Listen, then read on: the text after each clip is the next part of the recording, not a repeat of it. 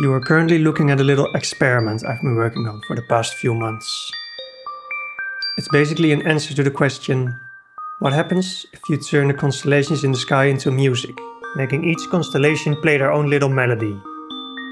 Each constellation has its own unique sound and tune, and everything is freely procedurally generated.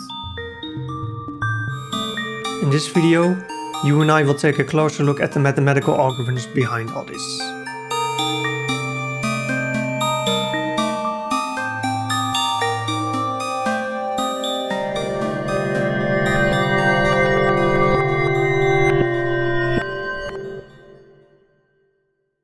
So, how to generate a constellation? First, let's generate some stars randomly. Then, we'll observe the results. We'll place every star in a random position in this little square area and see what happens.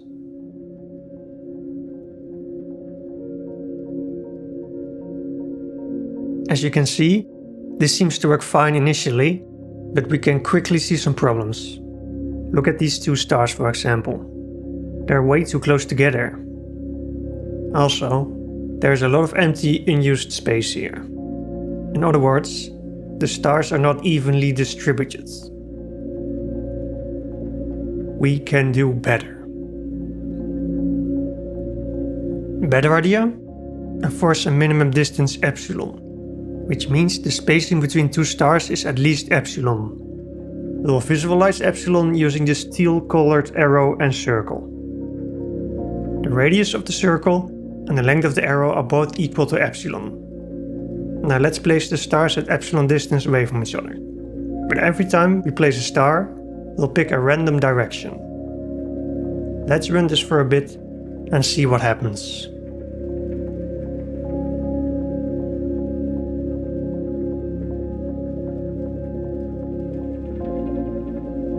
Wait, the epsilon constraint was violated. Something went horribly wrong here.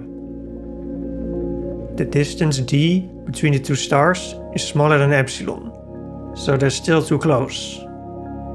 Let's see what we can do about this. Even better idea? Make two changes. 1. Pick a random point pi as jumping off points.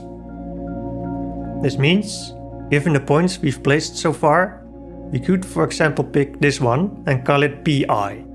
Then, we'll try to place a new point somewhere randomly on the circle around pi. 2. Reject new points that are too close to other points. That means, we'll check the distance between the new point and all points we've placed so far, and if any of the points has a distance smaller than epsilon, we will reject the point and go back to step 1. With this new approach, we'll arrive at a method that is well known in the world of procedural generation. This method is called Poisson disk sampling, and, as you'll see later, it tends to produce much more uniformly distributed points. By the way, this is not to be confused with Poisson sampling. That's a statistics thing, and it's entirely different and unrelated to what we're doing here. So, let's generate some points again, using our new methods. We're going to place n points in our little box, where n equals 50. We'll use epsilon again as our minimum distance, and place points randomly, using other points as jumping off points. If a point is rejected due to being too close to another point, I'll draw a little red cross to visualize this. I'm going to keep this running for a bit, and we'll observe what happens together.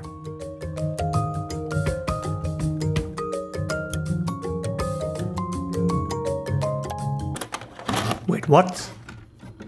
Unfortunately, something seems to have gone horribly wrong again. It looks like our algorithm just decided to give up. It seems the longer the algorithm runs, the harder it becomes to find free space to place a point in. It makes sense when you think about it. I mean, you can't fit an infinite amount of objects into a tiny little space like this, can you? Let's try a slightly different approach. Even better idea. If the algorithm gets stuck, it automatically reduces epsilon slightly. For example, it could multiply the value of epsilon by 0.9, which slightly reduces the minimum radius. You could see this as giving some kind of leniency to the algorithm, to ensure it always produces a result that's at least somewhat sensible. If the points become closer to each other than you intended, then that means you try to fit too many points into a space that's too small to fit all of them, so you will have to tweak the parameters a bit. This is a form of adaptive Poisson disk sampling. In this context, adaptive means using a value of epsilon that is allowed to vary over time or space, instead of being constant. Anyway, let's run the algorithm again, this time with leniency, and see what happens.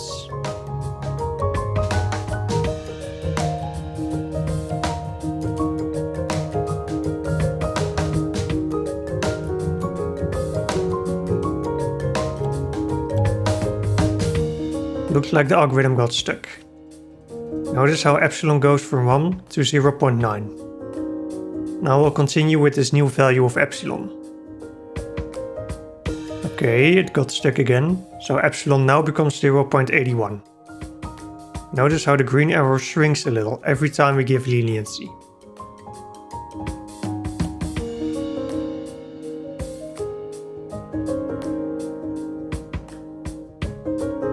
Hooray! We've successfully placed all 50 points in the box. Now, some savvy viewers may be quick to point out that there's a faster algorithm to do this, called Britson's algorithm. It's out of scope for this video, but it uses a grid-based approach to speed up the calculations immensely. I've linked it in the description. Okay, now I need to teach you a little bit about graph theory. A graph is mathematically defined as G is V and E. That means a graph G has a set of vertices V and a set of edges E. You can imagine a vertex being like a little point in space with a number inside of it. Additionally, an edge is simply a connection between two vertices. You may immediately see a connection, pun fully intended, to our problem. A graph kinda looks like a constellation.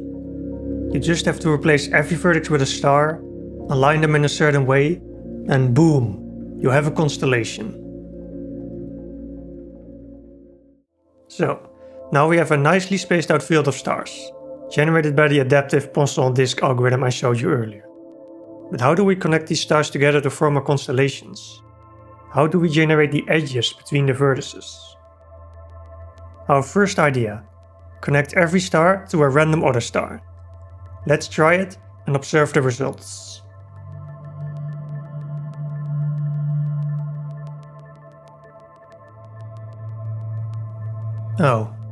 Oh no. That's awful. Dreadful even. Better idea. Connect every star to its closest neighboring star. Let's run it and see what happens.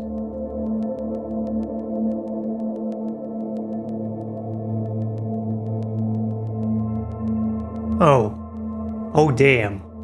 That's beautiful. Such a simple algorithm and yet so pretty. However, you and I can maybe see a little problem here. There are many constellations that are too small. They only consist of 2 stars. We really don't want that. Ideally, we would change the algorithm so that the constellations that it creates contain at the very least 3 separate stars.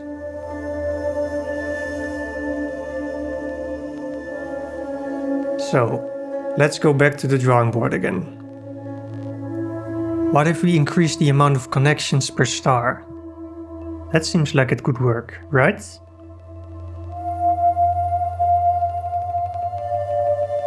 Even better idea. Connect every star to its k closest neighboring stars, where k is a random number, either 1, 2 or 3, different per star. Let's try it.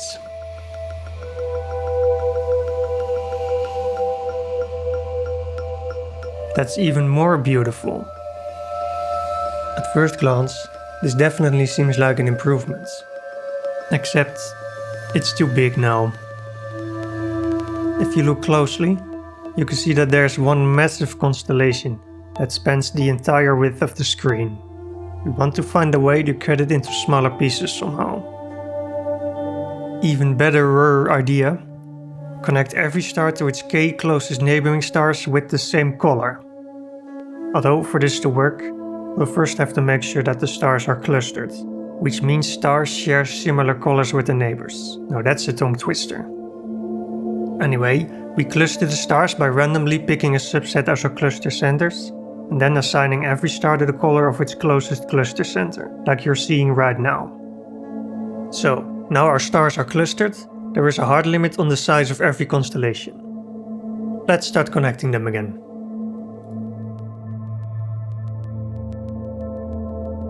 That's even more beautiful. The algorithm is relatively simple, and yet it produces quite impressive results. The sizes of the different constellations are pretty well distributed now, I would say. There are small ones, medium ones, and big ones. Although, I will admit, the constellations look a bit too triangular now, which makes them look a bit artificial. I think we can do even more better, but to prevent this video from getting too long, we will consider this good enough for now. When it comes to procedural generation, beauty straddles a fine line between complete randomness and complete determinism.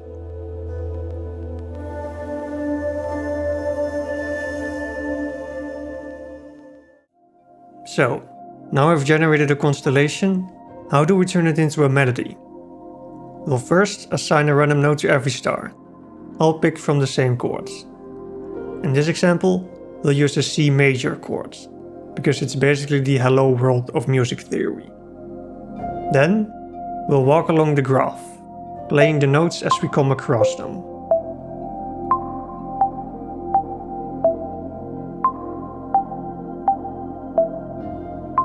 But this raises the question, how does this actually work in practice?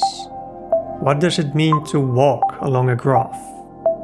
To show you, let's use another graph. A very big one. It looks kind of diabolical, I'll admit, but I handcrafted it in this way to show off the many different possible situations that can occur during a walk. Anyway, a walk is a finite or infinite sequence of edges which joins a sequence of vertices. There are many kinds of ways to walk along a graph. I'll call this specific kind of walk a direction-preserving walk. It didn't really seem to have a globally agreed upon name, so I decided to give it my own. Imagine this walk behaving like a little red car, driving on the edges of the graph. It wants to keep going forward in the same direction as much as possible, without slowing down to navigate around a sharp corner. It will only do so if there is no other possible way to go. Anyway, enough blabbering, let's see it in action. Okay, we've reached our first crosswalk. This vertex has 1, 2, 3, 4 edges, so we say it has a degree of 4. Where do we go from here? The green arrows represent n of v, which is the neighborhood of vertex v, aka the set of all other vertices connected to it. Another representation of the same idea is called e of v, which is the edge neighborhood of vertex v, aka the set of all the edges connected to it. Since we want to preserve the direction we're already traveling in, we can immediately rule out this arrow here, since that's the direction we came from. Ideally, we want to keep traveling in the exact opposite direction of this arrow, which I will indicate with this pink arrow. Now we're going to determine which green arrow has the smallest angle compared to the pink arrow. This one's 16 degrees, this one 93 degrees, and this one 88 degrees. So the closest arrow is the one on top, with only 16 degrees. This arrow becomes our best candidate, and it becomes our new travel direction.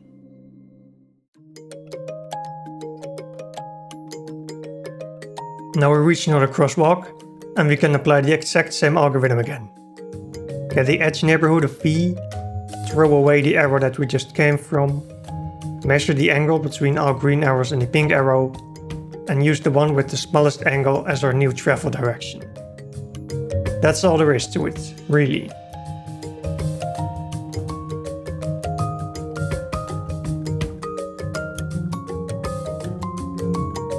Okay, we just came across the same crosswalk again. This can happen. In fact, there's nothing stopping us from visiting the same vertex multiple times.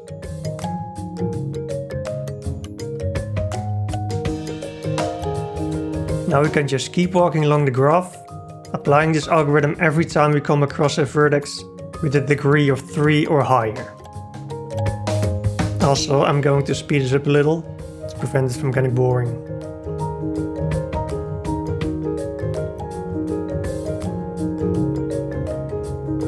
Now things are getting a little more interesting. We've reached a vertex with a degree of 7, which may seem a little more complicated, but it's just a few extra arrows we have to count, no big deal.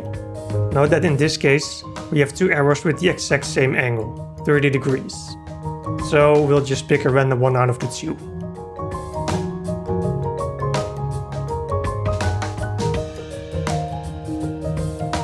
Okay, we just made a little triangular side step, and then we ended up on the same crosswalk again.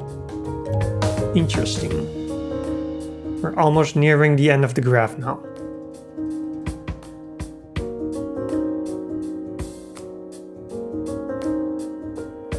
Hooray! We reached the vertex with a degree of 1.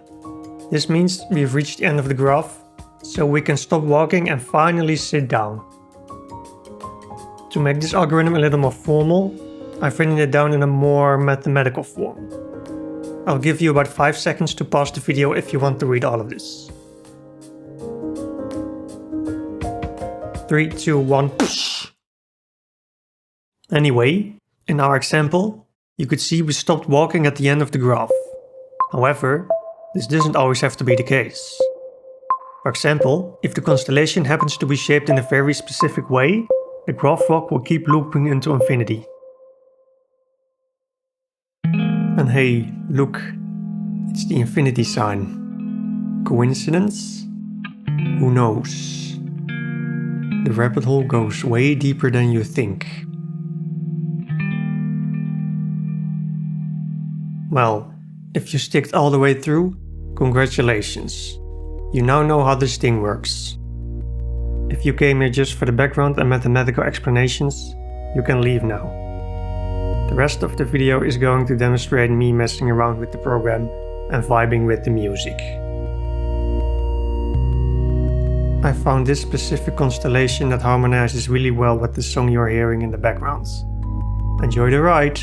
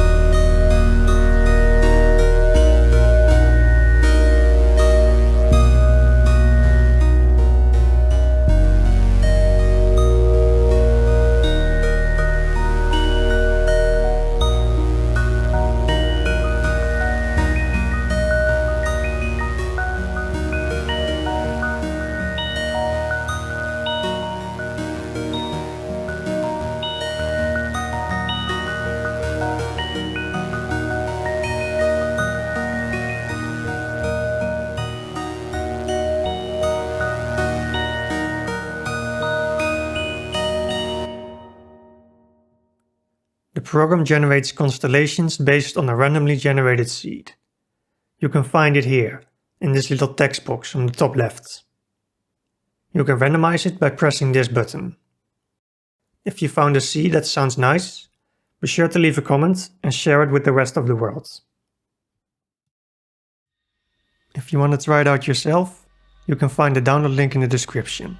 It's available for both Windows and Linux. Also, it's Steam Deck compatible. Well, not officially, but in my experiments it runs perfectly on there. That's all for now. Thanks for watching. If you liked it, be sure to like, comment and subscribe. If you're interested in things like geometry, math, art and game development, you'll probably like my channel. I've recently started to upload more regularly, so stay tuned for more. If you'd like to support me, you can do so at ko-fi.com/boxsite, or you can click the link in the description. Any support is appreciated. Thanks!